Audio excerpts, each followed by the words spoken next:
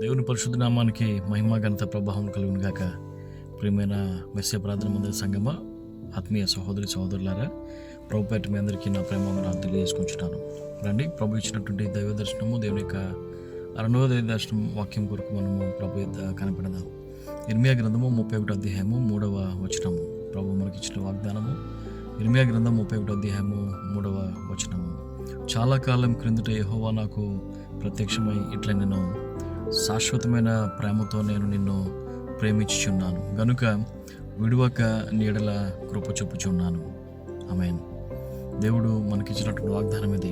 ప్రభువు మన ఎడల విడవకుండా కృప చూపుతుంటున్నాడు.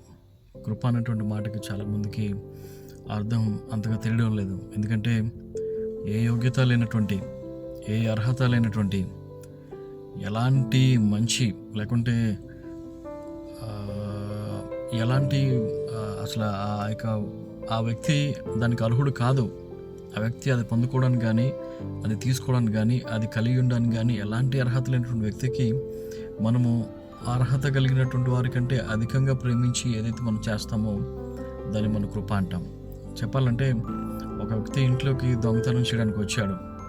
ఆ వ్యక్తి ఇంట్లోనికి దొంగతనం చేయడానికి వస్తే మనం ఏం చేస్తాం? దొంగ అని పట్టుకుంటాం. కాలర్ పట్టుకుని బలంగా ఉంటే ఒక ఇద్దరు కలిసి కొడతారు, చెట్టు కట్టేస్తారు, బట్టలు ఇప్పుతారు, సిగ్గు చేస్తారు. పిల్లలు గమనించండి, అతడు దొంగని ముద్ర వేసి నలుగురిని పిలిచి ఇతడు దొంగతనానికి వచ్చాడు మా ఇంట్లోకి అని చెప్పేసి పోలీస్ కంప్లైంట్ ఇస్తాం, అధికారుల దగ్గరికి వెళ్తాం, న్యాయం కోరుతాం. పిల్లలు గమనించండి, ఆ వ్యక్తి ఆ దొంగతనంలో పట్టుబడ్డప్పుడు అతనికి కలిగేటువంటి హింస, అతనికి కలిగేటువంటి నింద, అతనికి కలిగేటువంటి అవమానము, అతనికి కలిగేటువంటి ఆ సిగ్గు అది ఎన్నటికీ పోదు. అది ఎప్పటికీ అతని మనసులో, అతని హృదయంలో ఆ సన్నివేశం, ఆ సిచ్యువేషన్లో కనిపిస్తుంది. పిల్లరా, అలా దొంగతనానికి వచ్చినటువంటి వ్యక్తిని మనం పట్టుకొని కూర్చోబెట్టి అన్నపానాలు ఇచ్చి అతని పరామర్శించి, అతనికి డబ్బు తక్కువ ఉంటే అతనికి డబ్బు ఇచ్చి, లేకుంటే అతనికి ఏదైతే అవసరంగా ఉందో అది ఇచ్చి మనము ఇంకెన్నడూ ఇలాంటివి చేయకు, నువ్వు వెళ్ళిపో అని చెప్పేసి ప్రేమతో ఎవరైతే అతని ఇంట్లోంచి పంపిస్తారో దాన్ని, ఆ యాక్షన్ ఏమంటాం అంటే మన కృప అని అనవచ్చు. అది కృప. అర్హత లేనటువంటి వ్యక్తి, ఏ యోగ్యత లేనటువంటి వ్యక్తి, అంతేకాకుండా ఆ శిక్షకు పాత్రుడు, శిక్షింపబడ్డానికి అర్హుడు, యోగ్యుడైనటువంటి ఆ శిక్షను కొట్టివేసి అతనికి అవసరంగా ఉన్నటువంటి దాన్ని ఇచ్చి, అతన్ని పోషించి, అతన్ని ప్రేమించి పంపించే దాన్ని కృప అని చెప్పేసి అంటాం. సిలువలో యేసుప్రభు వారు మన కొరకు అదే చేశారు.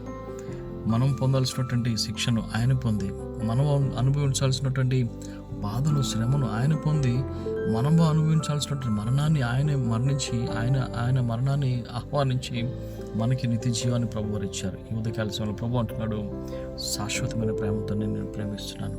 ఈ ప్రేమ ఎంత గొప్పదో తెలుసా? ఈ ప్రేమ ఎంత గొప్పదంటే పరలోకంలో ఉన్నటువంటి దూతలన్నీ కూడా కలిసి పట్టుకుని లాగిన ఆ ప్రేమ నుంచి మనల్ని ఎవరు కూడా వేడి చేయలేరు.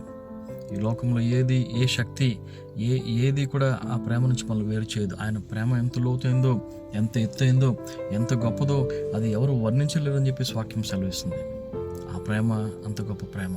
ఆ తండ్రి ప్రేమను మర్చిపోయి, ఆ తండ్రి ప్రేమను విడిచిపెట్టి, ఆ తండ్రి ప్రేమలో నుంచి నువ్వు బయటికి వెళ్ళిపోయి పాపంలో జీవిస్తూ ఇదే లోకం అనుకుంటూ ఉంటే కనుక ప్రభు చెప్తున్నాడు, నేను నిన్ను ప్రేమిస్తున్నాను నా కుమారుడా, కమ్ బ్యాక్, నా దగ్గర తిరిగి మళ్ళీ నేను నీకు జీవాన్ని ఇస్తాను, తిరిగి మళ్ళీ నీకు నేను పోగొట్టుకున్న ఆశీర్వాదాన్ని ఇస్తాను, పోగొట్టుకున్న సమస్తాన్ని ప్రభు నీకు దయచేస్తానని ప్రభు పిలుస్తున్నాడు.